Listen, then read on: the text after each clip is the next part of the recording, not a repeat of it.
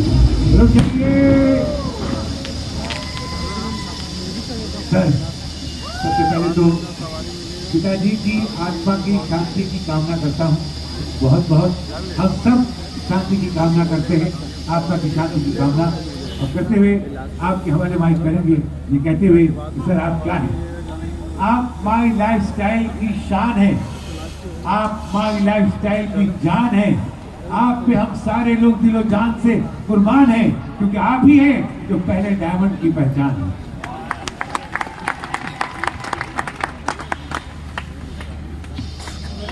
नमस्कार मेरे दोस्त, आज सच बताओ क्या बोलूं क्या नहीं बोलूं ये मुझे नहीं समझ में आ रहा है, लेकिन मैं आज ये कहूंगा डे 4 आज जो आपने लोगों की कामयाबी देखी है, जो सक्सेस देखा है उनका, और आपको ये लग रहा होगा ये कामयाबी क्या मेरी जिंदगी में भी आएगी या नहीं आएगी। कई लोग बड़े आश्चर्य से देख रहे थे कि यार ये लोग इतनी बड़ी बड़ी गाड़ियां लेके आ रहे हैं और ये इतना बड़ा जश्न मना रहे हैं, ये सच में क्या काम कर रहे हैं माई लाइफस्टाइल के लोग। और आप जिस परिवेश से आए हो, जिस दौर से आए हो, जिस समाज के उस भाग से आए हो, मैं जब बाहर देख रहा था तो मुझे उस तरह के लोग दिखाई दे रहे थे जिस समाज से मैं भी आता हूँ। मैं भी एक छोटे से मध्यम परिवार से, निम्न मध्यम वर्गीय परिवार से, जो मुंबई के चौल में रहने वाला व्यक्ति, और इस बिजनेस ने मेरी पूरी दुनिया बदल के रख दी।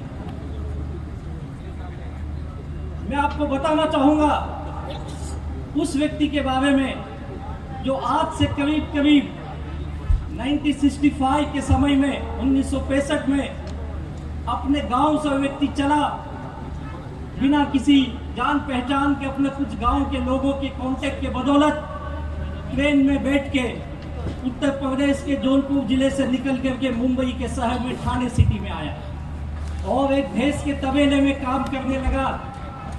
वहां पे मजदूर था और अपनी जिंदगी चला रहे थे, और किसी दिन उस तबेले में उनका झगड़ा हुआ, उनको निकाल दिया गया और वो उस ठाणे के फुटपाथ पे कई दिन तक अपनी जिंदगी को गुजारे। और धीरे धीरे कुछ साथियों ने उनकी मदद की और फिर उन्होंने अपना एक नया काम शुरू किया, दूध का बिजनेस शुरू किया, और फिर उस बिजनेस से आगे बढ़ने लगे। फिर किसी पॉलिटिकल पार्टी से जुड़े जिन्हें ठाणे में धर्मवीर के नाम से जाना जाता था। उनके सहयोग से, उनके आशीर्वाद से उनके जिंदगी में काफी बदलाव आने लगे। बहुत कामयाबी धीरे धीरे हासिल की, परिवार को भी लाए, कामयाब भी बनने लगे और बहुत अच्छी जिंदगी उनके लाइफ में आने लगी। लेकिन मैंने उनके पूरे जीवन में उनको मैंने केवल साइकिल पे देखा। जब मैं कॉलेज जाने लगा तो उनको मैंने एक 2 व्हीलर पे देखा था। और फिर जिंदगी में 1990 के बाद वो दौर आया जब फिर गाड़ी समय की सुई उल्टी घूमी और फिर वो बुरे दौर की तरफ गए। फाइनेंशियल लॉस, बिजनेस में लॉस, कई कामों में नुकसान, बहुत सारे संकटों का सामना करते करते किसी तरह से जिंदगी चल रही थी। उनको 10 साल करीब करीब 93 से 2003 तक पूरा ब्लैक एंड व्हाइट मुझे याद है। तब मैं कॉलेज स्टूडेंट था, बहुत मुश्किल दौर था उनके जिंदगी का, और किसी तरह से वो अपनी लाइफ को, अपने परिवार को चला रहे थे। और फिर उनके लड़के को इस मैनेजमेंट से वास्ता हुआ, और इस मैनेजमेंट के बाद जब उस परिवार में मैनेजमेंट आया तो फिर दुनिया उनकी सुई उल्टी घूमनी शुरू हुई। और फिर जिंदगी में वो टर्न लिया कि जो व्यक्ति जीवन भर साइकिल पे चला, मुश्किल से कुछ साल 2 व्हीलर पे चला था, पिछले करीब करीब 15-20 सालों से 4 व्हीलर पे चल रहे थे और अभी 5 दिन पहले इस दुनिया से चले गए। कोई और नहीं, मेरे स्वर्गीय पिताजी। और पूरी जिंदगी स्ट्रगल की मैंने देखी थी उनकी। जब मैं इस बिजनेस को शुरू किया था तो मेरे सबसे पहले विरोधी भी वही थे। उन्होंने कहा, बेटा मैंने बहुत मेहनत की है जिंदगी में, तू जो काम कर रहा है ना, इस काम से तेरी दुनिया नहीं बनने वाली है। मैंने कहा कुछ दिन करके देखने में हर्ज क्या है। बोले ठीक है, तेरी मर्जी है तो करके देख ले। मैंने तुझे पढ़ाया लिखाया, उन्होंने मुझे पोस्ट ग्रेजुएट किया, मैं एमकॉम किया, और मेरे पिताजी अंगूठा छाप थे, पढ़ाई नहीं की थी उन्होंने। और फिर मैं जब एक नेटवर्क इंडस्ट्री से जुड़ा, पहली बार मैं बुरी तरह से मार खाया, मुंह के बल गिरा और मैं फेल रहा। फिर उन्होंने कहा, मैंने पहले कहा था ये काम नहीं चलता है, तो क्यों ये सब झमेले में पड़ा है, कहीं नौकरी कर ले, कहीं जॉब कर ले। और मुझे भी लगा यार बात तो सही है, ये काम नहीं होगा। फिर मैंने छोटे छोटे और कुछ बिजनेस किए, लेकिन मैं कभी कामयाब नहीं बना। उनका मेरा काफी विवाद होता था। वो मुझे बोलते थे, तू पढ़ा लिखा है, क्या काम कर रहा है, तुझे समझ में नहीं आ रहा है, तेरे साथ के लड़के कामयाब बन गए, तू क्या कर रहा है। मेरा उनका विवाद होता था, और फिर न चाहते हुए मैंने उनकी बात मानी, मैं नौकरी करने लगा और जॉब करते रहा। लाइफ बड़ी मुश्किल थी, और उसी जॉब के वक्त मुझे मेरे ग्रेट गुरु हमारे फाउंडर दयानंद सर से मुलाकात हुई, जिन्होंने मुझे ये माई लाइफस्टाइल बिजनेस दिया। Thank you very much Dayanand sir ji. और इस ग्रेट मैनेजमेंट के सानिध्य में जब मैं आया, तो मैंने पार्ट टाइम अपनी नौकरी के साथ ही बिजनेस की। और ऐसी ग्रेट मैनेजमेंट यहाँ उपस्थित है। आप सब लोग एक नाम कब से सुन रहे हो, हमारे ग्रेट मेंटर। सच में वो महान व्यक्ति हैं। ऐसे हमारे मेंटर श्री प्रवीण चंदन सर को तहे दिल से वंदन करता हूँ। उनके आशीर्वाद से मैं धीरे धीरे आगे बढ़ने लगा। कुछ दिन के बाद मैंने अपनी नौकरी छोड़ी, और नौकरी छोड़ के फिर मैं फुल टाइम बिजनेस करने लगा। और जब कामयाबी मिली, तो पिछले 20 साल से मेरे पिताजी जहाँ कहीं जाते थे, किसी के शादी में गए, किसी के पूजे में गए, कोई रिश्तेदार आया, हम किसी को एक ही चीज बोलते थे, अगर मैं इस धरती पे जन्म लूं तो मेरे घर में लड़का आएगा तो राजेश जैसा ही आना चाहिए। और तब मैं उनको बोलता था, पिताजी उसके साथ माई लाइफस्टाइल भी उसकी जिंदगी में आनी चाहिए। मेरे दोस्त, आज मैं यहाँ पे शायद ऐसे लग रहा है कि वो यहीं कहीं होंगे। आपने जिस परिवार से आप आते हो, मुझे पता है बड़े मुश्किल हालात से यहाँ तक पहुंचे होंगे। कई लोग तो शायद आज दिन में शायद पानी भी नसीब हुआ या नहीं, पता नहीं। दूर दूर से आप आए हो, जिस हालात में भी आए हो आप, लेकिन एक चीज सोच लीजिए, आप इस पूरे विश्व के सबसे खूबसूरत, सबसे इथिकल बिजनेस की जगह पे आए हो, जिसका नाम है MI लाइफस्टाइल। आज ना सक्सेस की लाइन देखी, यहाँ पे गाड़ियों की लाइन, मेरी भी गाड़ी बाहर खड़ी है, 1.5 करोड़ की पोर्शे काइने। आज आपको लगता होगा इनकी गाड़ियां आ गई, मेरी कब आएगी, ये करोड़ों कमा लिए, मैं कब कमाऊंगा, ये लाखों कमा लिए, मैं कब कमाऊंगा। मेरे भाई, आज तो इनकी गाड़ी देख के आश्चर्यचकित हो रहा है, लेकिन ये सिक्के की एक बाजू है। इनकी सक्सेस तू देख रहा है, सिक्के की दूसरी बाजू देख, जो आपके घरों में हो रहा है।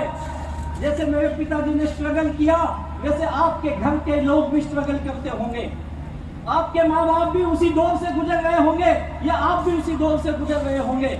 लेकिन इनकी जो गाड़ियां आपने देखी है, ये कामयाबी एक पहलू है, दूसरी पहलू ये है, ये भी उसी दौर से गुजर के आए हैं। ये जितने अचीवर आए हैं, 90% लोगों की लाइफ में इसके पहले कोई 4 व्हीलर नहीं थी भैया। बस इस बिजनेस पे उन्होंने विश्वास किया, और विश्वास ही नहीं किया, इस बिजनेस पे श्रद्धा रखी, श्रद्धा। और वही श्रद्धा उनको मेहनत करने को लगाई, दिन रात मेहनत किए ये लोग। पूछिए इनसे, इस गाड़ी की इस चमचमाती दुनिया के पीछे इनकी कितनी मेहनत है। आज आप एक दिन नहीं खाए होंगे, ये लोग कई रात भूखे सोए होंगे। पूछिए इनसे, इनके भी घर के लोगों ने इनका विरोध किया होगा।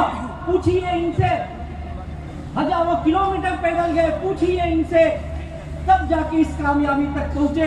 अगर आप भी ये कामयाब बनना चाहते हो, तो सिक्के की दूसरी बाजू को भी अपनाना पड़ेगा। कितने लोग तैयार है सिक्के की दूसरी बाजू को अपनाने के लिए? क्या आप ईमानदारी से मेहनत करने के लिए तैयार हैं? क्या आप दुनिया का विरोध झेलने के लिए तैयार हैं? मेरे भाई याद रखो, डायरेक्ट सेलिंग की कामयाबी क्या है। आज डायरेक्ट सेलिंग के नाम पे लोग मिमिक्री कर रहे हैं। कई लोग अपने YouTube चैनल पे इसकी मजाक उड़ा रहे हैं। और याद रखो, जब किसी बिजनेस, किसी इंडस्ट्री का लोग मजाक बनाने लगे और उस मजाक से उनकी रोजी रोटी चलने लगे, तो समझ जाओ उस इंडस्ट्री की ताकत क्या हो सकती है। इंडस्ट्री की ताकत है जो हमारे साथ है, वो भी चमचमाती गाड़ियों से घूम रहे, जो हमारे विरोध में है उनका भी पेट हमें गाली दे के ही भरता है। भैया याद रख, तू जमाना बदल रहा है। आज इस बिजनेस को तू नहीं समझेगा तो कल बहुत देर हो जाएगी। आज आपने देखा 25-30 साल का लड़का गर्लफ्रेंड को BMW में घुमाने के लिए बिजनेस करना है। 70-80 साल के एक व्यक्ति दान देने के लिए बिजनेस कर रहे हैं। क्या विचित्र पर्पस है लोगों के, लेकिन सबका पर्पस हकीकत में बदलता है। उसी का नाम है MI लाइफस्टाइल। मेहनत की है, यही मेहनत इतने देर बैठने का, धूप सहने का, कष्ट सहने का, उस गेट से अंदर आने में बड़ी तकलीफ हुई होगी। मैं जानता हूं आप कितनी तकलीफ के साथ आए होंगे। और यही तकलीफ अगर जिंदगी के 2030 तक तू कर देता है तो लिख के देता हूं कि 2030 तक अपने गांव का, अपने समाज का सबसे अमीर इंसान बन सकता है। तो बनना चाहते हैं? आज मैं अपने गांव का, अपने समाज का सबसे अमीर इंसान में गिना जाता हूं। आप भी गिने जाओगे?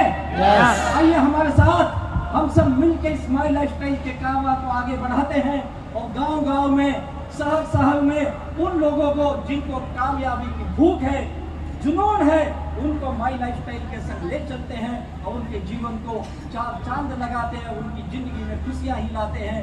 बहुत बहुत धन्यवाद। और भी तकलीफ हुई है उसके लिए माफी चाहता हूं। और उन वॉलंटियर का मैं धन्यवाद करना चाहूंगा जिन लोगों ने जी जान लगा दिया आज की इस प्रोग्राम में। सच बताता हूं, जी जान लगा दिया है। मेरे सारे वॉलंटियर को तहे दिल से मैं वंदन